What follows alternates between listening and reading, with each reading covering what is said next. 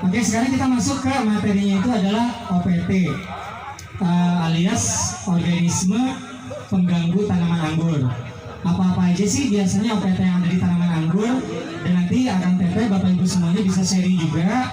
Ada kasus-kasus spesifik mungkin, ada misalnya apa nih kayak cacing merah-merah kecil-kecil di media tanam gitu ya, bisa nanti ditanya sama Kang Warso. Tapi sebelumnya kita minta dulu pemaparan Kang Warso. Akang Ibu boleh lebih maju lagi aja supaya lebih hangat ya. Yang di belakang, oh nyari yang kedua gitu ya. Ya tuh bangga. Kesannya asal nyaman aja, Oke, Kang Warso, waktu udah lupa silakan. Baik, kita lanjutkan. Jadi untuk OPT itu singkatan dari organisme pengganggu tanaman. Nah, di dalamnya itu ada banyak, termasuk ada hama ya, hama itu, terus penyakit. Nah, itu tadi kita bahas satu persatu dari hama. Jadi di anggur juga sama seperti tanaman lain, ada pengganggunya, ada hamanya. Itu apa saja? Itu yang pertama ada hama, biasanya kumbang ya, kumbang pemakan daun. Nah itu biasanya kalau ditanam di kebun yang dekat lahan pertanian atau tempat terbuka, nah itu biasanya ada hama kumbang itu. Kumbang ini aktifnya biasanya malam hari, jadi makan kalau malam, yang dimakan daunnya. Nah terus biasanya kalau pagi itu kita ketemu daunnya bolong-bolong. Nah itu gejalanya dari kumbang. Terus yang kedua ada lagi ulat sama ada ulatnya juga. Terus trips atau kutu daun. Nah, ini kalau di daun bikin keriting. Satu lagi yang selain trip itu ada tungau, mite. Itu sama kecil, ukurannya kecil tapi masih bisa dilihat. Nah, nanti kalau lihat daunnya keriting, itu dilihat di bagian bawah. Jadi biasanya ada hewan-hewan kecil itu. Ini ada tripnya nih. Ini trips. Oh namanya dari gejala ya. Jadi ya ada keriting, dilihat di bawahnya ada hewan kecil. Kalau trip biasanya warnanya kuning. Kalau masih muda kuning. Kalau yang besarnya hitam. Terus ada juga tumau. Tumau itu warnanya kemerahan. Nah kalau selain dari binatangnya yang kita temukan juga ada bekas tusukan ya. Jadi trip sama tumau ini menusuk dan menghisap. Itu kalau bekas tusukannya warnanya keperakan gitu, merah keperakan atau coklat gitu. Nanti mungkin ada beberapa sampel bisa dilihat. Biasanya batang di daun. Di daun. Ya. Selain itu ada kutu putih. Yang kayak kupu-kupu kecil. Enggak, ini yang enggak terbang. Jadi kutu putih yang kayak yang ada kapasnya gitu. Nah, itu biasanya nempel di ketiak daun. Simbiosisnya sama semut. Biasanya ada semut yang mindahin kutu putih itu. Terus ada kutu kupret atau kutu perisai. Nah, ini juga paling umum ya di anggur. Yang gimana sih? Untuk kutu perisai. Ya. Jadi untuk kutu perisai ini nempelnya di batang. Itu bentuknya bundar kecil nempel di batang. Bisa sampai banyak nutup. Nah, kalau dari itu biasa tanamannya terganggu tuh sampai stuck. Terus kalau misalnya dan itu juga biasanya simbiosis sama semut juga ya kan? Sama juga.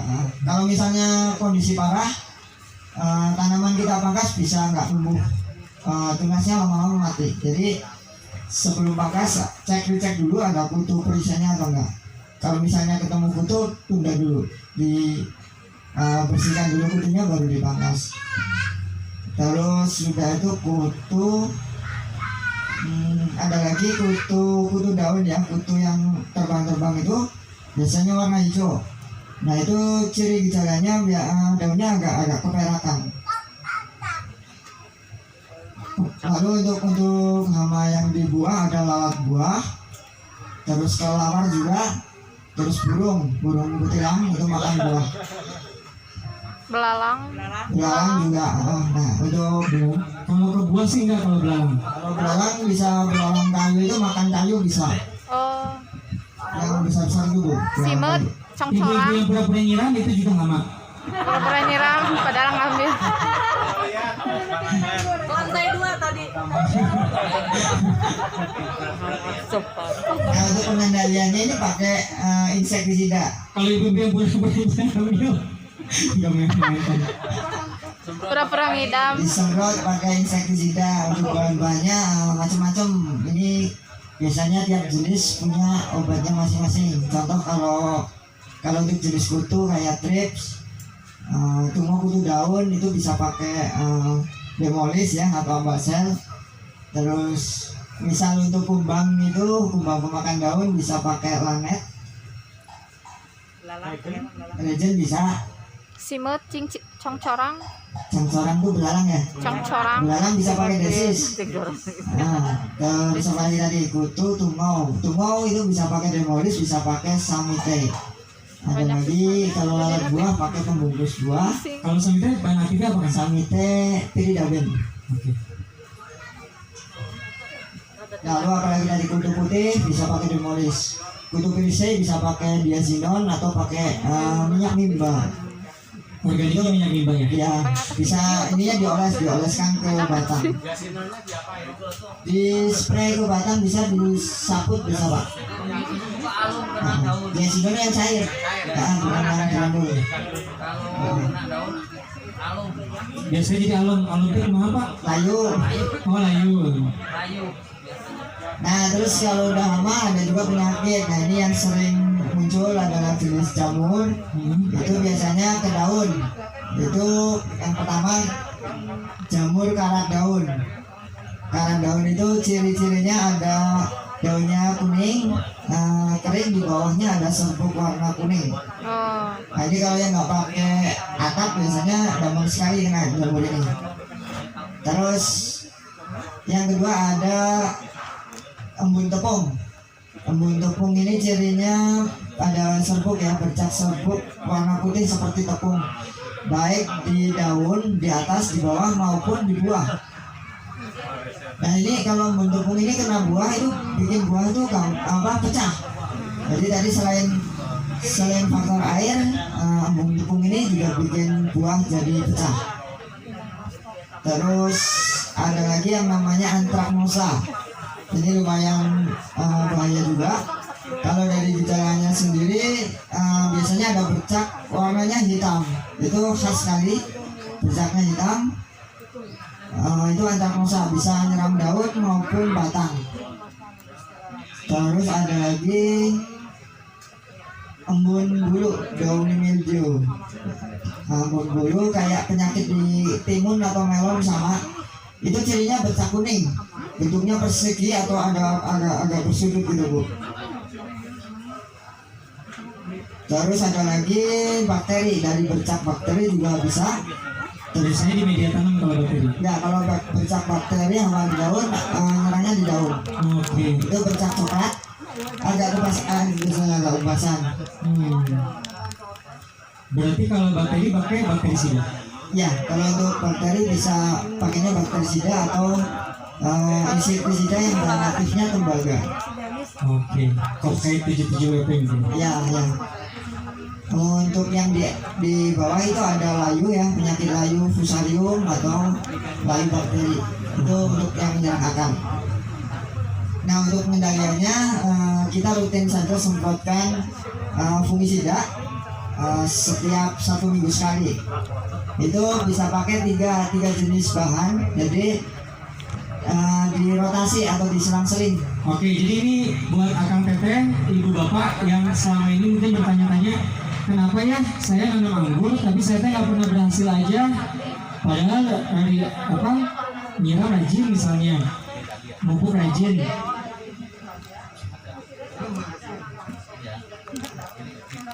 Ya mungkin salah satunya ada gara-gara nggak rajin untuk nyemprot. Nah penyemprotan ini mungkin yang bisa kita persingkat minum segala rupa ya, double strike. Nah ini Kalau ini pak, Di Pak Robiman, Pak Haji. Ini tadi tanaman dari mana? Dari rumah. ya ini ada gejala embun tepungnya. Terus ini yang hitam-hitam Ini ada mungkin sejenis kupu yang terbang itu banyak di rumah. Ya, saya banyak tuh. Yang kupu-kupu putih kecil. Ya ini bentuknya Pak. Ini yang di luar. Ini kalau udah kelihatan kayak gini harus segera disemprot.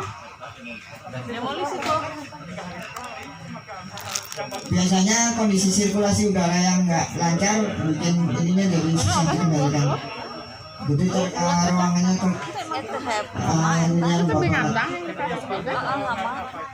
ya ini nanti diselang-seling aja. Sama kecil. Jadi yang startup atau kalau nggak nativo bisa, terus di rotasinya pakai metalaxyl. Metalaxyl itu kayak saromil atau ridomil atau starmil.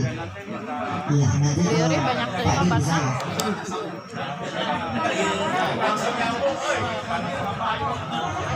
Oke, untuk mempersingkat, tapi ini amunisi kalau misalnya tidak idealisme organik ya. Kalau misalnya memang udah putus asa dengan organik sama seperti saya tahun kemarin gitu ya, harus amunisi yang harus dipunya itu minimal apa aja Kang? Misalnya satu sistemik rekomendasi Akang apa, dua kontak untuk funginya apa, sama buat inseknya apa aja yang memang umum udah pasti kena anggur. Jadi untuk amunisi fungisida itu harus disiapin yang pertama Amistartop. Amistartop dia sifatnya sistemik ya. Ini nanti sistemik semua. Terus yang kedua ada Kopset atau Koset. 77 WP. Dari bahan tembaga nggak harus Kopset. Jadi ada banyak macam nanti kalau nggak Koset, Kopset, Nodok bisa. Itu satu jenis satu golongan. Jadi alternatif salah satu aja dipilih. Tapi untuk yang bahan tembaga ini jadi catatan, jangan dicampurin sama insek, jangan dicampurin sama pupuk daun. Ya betul. Kalau untuk yang khusus jenis tembaga ini aplikasinya tunggal. Karena kalau dicampur nanti efikasinya kurang. Yang terakhir ada metalaxyl. Itu produknya saromil atau ridomil atau starmil. Nanti mana yang ada di toko bisa dipakai. Oke. Ridomil itu Ridomil sama aksil. Oh iya. Bukannya mankosit. Mankosit dan metalaxyl. Oh iya. Oke. Berarti minimal punya itu ya Bu ya. Kalau saromil di daerah sini dekat di Antapani ada nama tokonya Citrusil. Sebelum perempatan Antapani belok ke kanan. Harganya cuma 6.000 ya. Kalau nggak salah. Dia koket juga ada, Amistartop juga ada. Kalau buat insektisidanya itu yang harus standby, demolis. Terus planet. Lanet aku belum pernah pakai. Dia Untuk bang, tapi lebih banyak jenis kutu. Kalau mau kutu ya demolis lah. demolis ya. Ya ini untuk tambahan aja barangkali ketemu hama-hama lain. Jadi untuk kutu pakai demolis, terus kumbang itu lanet. Atau bisa digantinya regen kan? Regen bisa. Untuk ulat ada prevaton.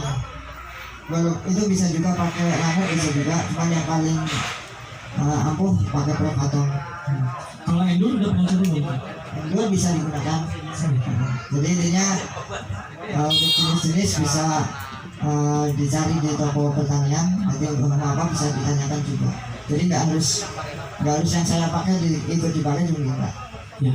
Tapi berarti minimal nih ya, kalau misalnya buat pengangguran, kalau menurut Kang Warso berarti punya 3 fungi sama punya 2 insek. Dan itu di rolling ya setiap minggunya ya. Kalau fungisida di rolling, kalau insektisidanya lihat Kalau ada gejala. Kalau nggak ada gejala, tapi kayaknya kalau trips mendingan mencegah ya. Betul. Kalau yang trips itu berarti yang abamectin ya Bu ya. Abamectin itu bisa premolis, bisa demolis. Punyanya Syngenta ada Agrimek, punyanya Bayer itu ada Bayer nggak punya. Ya, cuma itu kayaknya 3 premolis, demolis atau Agrimek. Yang paling murah meriah ya Abasel paling murah. Keduanya ke demolis, ke premolis. Setelah itu ke demolis, yang ada atasnya, yang paling atasnya lagi punyanya Syngenta Agrimek, yang agak lebih mahalnya. Jadi minimal insek punya satu itu untuk mencegah 2 minggu sekali lah, karena trips ini langganan ya kamar saya. Ya, Kelihatan di, pertama di kebun saya ini ada nih trips, kelihatan banget trips. Tadi ketemu sama Bu Lili kalau nggak salah ada trips. Nah ini tuh mau trips kayak gini ini bisa pakai abamectin, punten. Ini kelihatan ya, Abasel gitu. ya abasel bisa, abasel, premolis, demolis, agrimac bisa, sama-sama abamectin bahan aktifnya. Oke, jadi untuk APT di anggur yang pertama mungkin abamectin harus punya, yang kedua funginya minimal punya 3, 1 sistemik, 2 kontak ya Kang ya.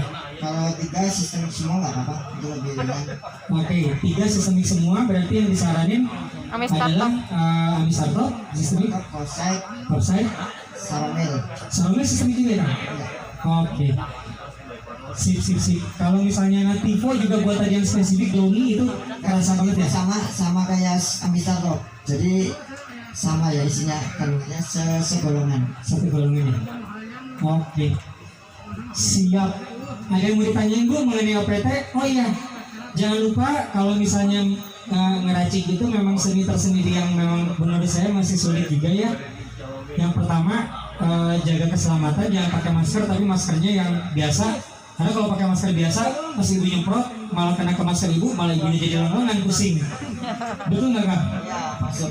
Kalau pakai masker yang biasa gitu, lebih baik kalau nggak ada masker yang itu, lebih baik nggak usah pakai masker. Kalau saya ya, pakai helm aja Bu. Helm aman. Pakai helm lebih aman. Kalau belum bisa ngebaca arah angin gitu.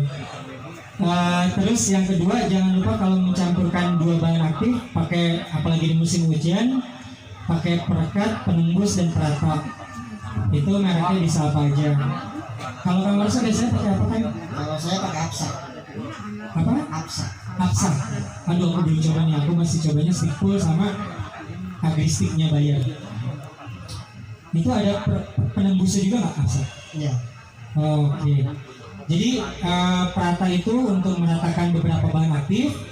Perekat itu dia untuk menempelkan di jaringan, di klorofil atau di batang yang kita semprot. Kalau penembus itu walaupun kita nggak semprot misalnya ya, ini daunnya bertumpuk nih, numpuk-numpuk, yang kita semprot cuma sini. Ada yang nggak kesemprot, dia udah bisa nembusin. Nah itu aku harus coba yang merek apa Kang? Apsa sama aja sebenarnya sih. Apsa ya, stickful sama ya? Sama, oke. Cuma kalau agristik dia kurang nembus ya, dia cuma Dia untuk perata. perata aja. Sip. Cuma kalau misalnya nggak sempat beli itu di online, Sabun aja. bisa pakai sabun. Mama lemon boleh yang biasa untuk juga nyuci sayuran. Oke, berarti minimal punya 3 fungi, 1 insek, 2 insek lebih bagus, sama 1 lagi perekat dan peratap. Nah, sebenarnya secara teori itu memang untuk nyemprot itu fungi dan insek itu dipisahkan. Tapi saya penganut mazhab yang simpel-simpel aja. Dan setelah ngobrol sama Kang Marsa juga, Kang Marsa juga mazhabnya pengen simpel-simpel aja. Dan alhamdulillah waktu itu sama Kang Febi ngisi pelatihan di Balai Pusat Pelatihan Tanaman Provinsi Jawa Barat di Cianjur. Itu S1 semua. Mereka tahu secara teori memang fungi, insek nggak boleh disatuin, apalagi sama bubuk daun. Tapi begitu saya ngomong, saya mau cari simpelnya, maaf ya, 3-3-nya mau saya disatuin. Terus mereka bilang, sama kita juga nyatuin 3-3-nya. Semuanya ternyata petani malas gitu ya. Bukan malas sih, tapi waktunya yang memang terbatas kan, kita harus bubuk juga, harus cerdas betul. Karena kita gimana aja ngaturnya supaya itu tadi asal tembaga nggak disatuin ya Kang ya.